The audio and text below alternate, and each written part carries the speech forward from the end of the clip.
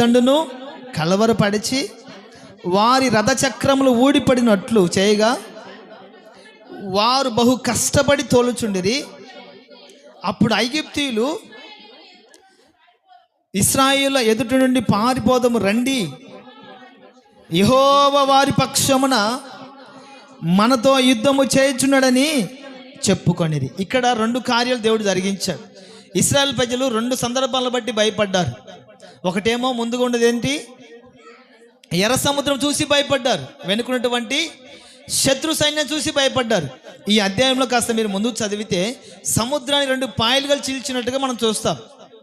ఇశ్రాయేలు ప్రజలు నడిపించడానికి సముద్రాన్ని రెండు పాయలుగా చేసి ఇశ్రాయేలు ప్రజల్ని ఆరిన నేలపై నడిపించాడు. ఈ సముద్రము చీల్చిన వెంటనే ఇశ్రాయేలు ప్రజలు నడుచుకుంటూ వెళుతుంటే అయినప్పటికీ శత్రు సైన్యం తరుముతూ ఉంటుంది.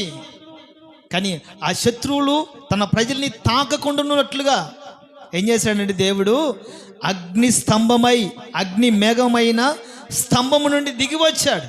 Praise the Lord. దిగి వచ్చి ఇశ్రాయేళ్ల పక్షాన ఈ ఐగుప్తులతో దేవుడే యుద్ధం చేస్తున్నాడండి. ఇది శత్రువు చెప్తున్నటువంటి సాక్ష్యం.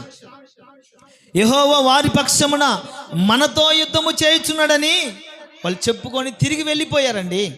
కారణం ఏంటంటే ఇశ్రాయేల్ ప్రజలు భయముతో పిలిచారు, దేవుడు వారి పక్షాన యుద్ధము చేసి వారిని నడిపించాడు.